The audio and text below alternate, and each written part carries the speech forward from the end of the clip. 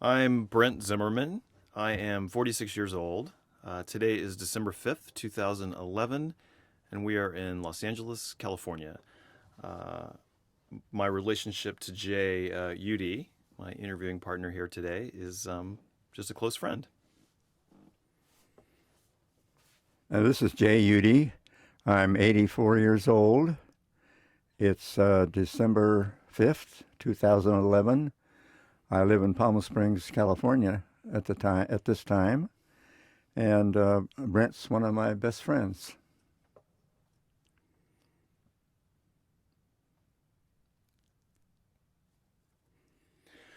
So I gave a lot of thought to how we might um, conduct this interview, and I started out by looking back at events in history that occurred throughout your 84 years of your life, and back when you were born and what was going on at the time. And so I came up with some interesting things. I don't know if you even know some of the things that the year you were born, Charles Lindbergh, for example, took the first transatlantic flight, solo flight in the spirit of St. Louis. That was in 1927. Um, Television officially became a reality. It was the first transmission of an image by Bell Telephone Company, which was considered like the beginning of television, the year that you were born. I thought that all that was interesting. Calvin Coolidge was president. There were some other interesting people, born that year. Sidney Poitier and Janet Leigh. These are all Hollywood people. Roger Moore, George C. Scott, Andy Williams. Neil Simon was born that year. Um, you were born in the middle of Prohibition, uh, right before the Great Depression started. You know, you've just a lot has happened in your life. I mean, World War II. You were, I guess, about 13 years old. Not no, no, no. That was you were about 17 years old, I guess, when World War II officially ended, because you served right at the end there, right? And I mean, gosh, you've seen the Summer of Love and the Stonewall riots and lots of things. But I guess let's start. I guess what I'd like to do is say, just let people know how we met. And my husband and I moved up into the Hollywood Hills in I think 1995, and lived around the corner from you for 7 years, and but never met you. You had I only found out later that you had seen us, you because you did all these long walks, Right. but we had never met. And then in 2002, we bought a house around the corner from us, which happened to be catty corner from you, a street I had never even been on. The Hollywood Hills have all those windy streets, and so I'd never even been up that street. I didn't know it existed, and it was literally around the corner from our house.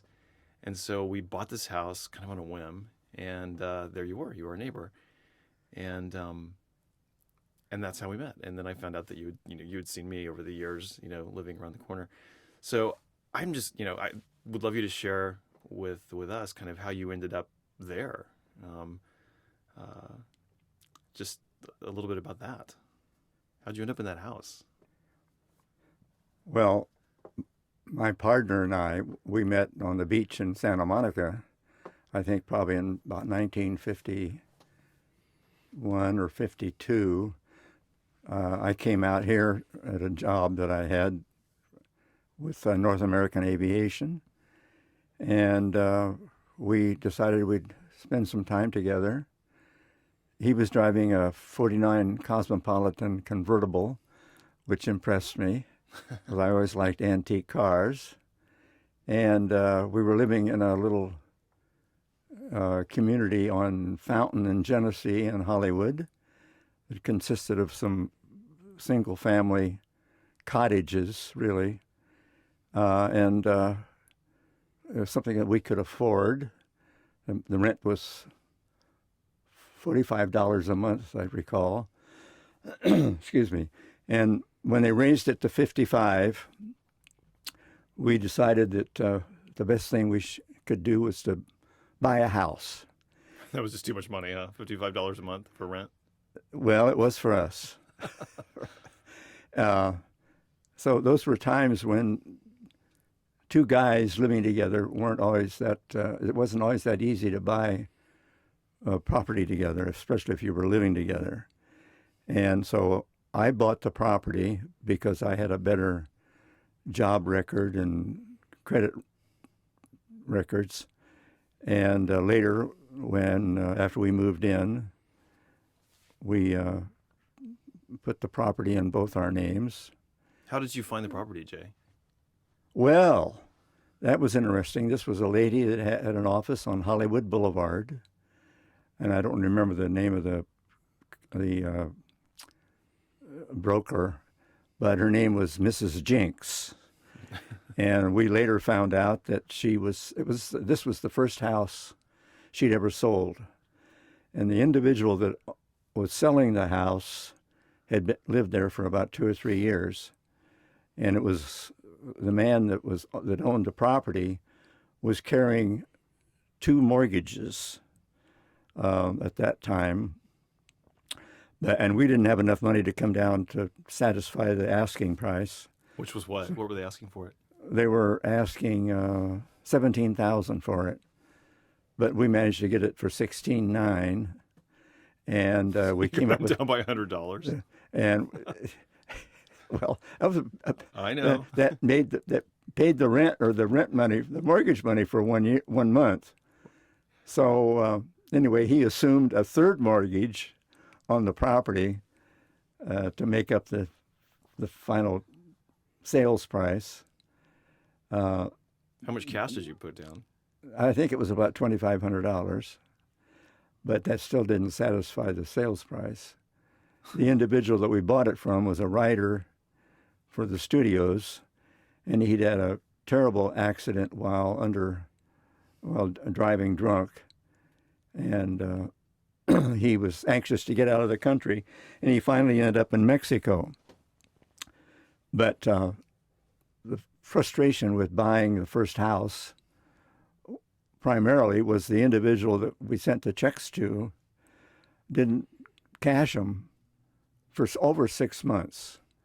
So finally, we got the salesperson involved, and that was finally straightened out. I don't think he really knew what he was doing at the time, although he was an executive of a National Cash Register company Oh, really? in Cincinnati, Ohio. But anyway, it was built by a doctor in 1929. It was kind of a Spanish Monterey Right. style, but it was a total of 4 floors on the side of the hill. But it's a small house, Yeah, right? well, yeah, it was probably around 1100. It wasn't a big mansion. Right, right. Now, what that street, it was called Sunny Dip Trail. I don't know if it was called that when you bought it. Maybe Oak Point Drive, I guess. Oak Point and Sunny Dip Trail. Right, yeah. on the corner, which is where we lived, ultimately. Right. That's where our house was. And, that even when we lived there in 2002, it was a very narrow, small street. Oh, yeah, there was only... So in 54 when you bought that house? 5. I mean, what was it like then? Well, it was only paved about halfway between the next house and where we were living at the time. It was just a dirt fire trail. And pretty remote. I mean, that part of the Hollywood Hills was and pretty it was remote. a dead end. Yeah.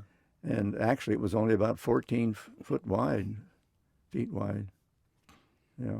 So did you guys paved that street at one point? You and Well, Ed, your eventually, partner. see, we discovered that there was a paper street that could never have been built, but separating our garage and the house. And I meant to bring Meaning the city had it on record, but it wasn't a real street. Yeah, it was on record. And anyway, we asked that it be vacated, and that took about 5 years. But in some of the conditions that we encountered in getting the approval, we had to pave the street, and we were able to tie the 2 pieces of property together, Right. hoping maybe sometime we could develop them. That was our intent. Right.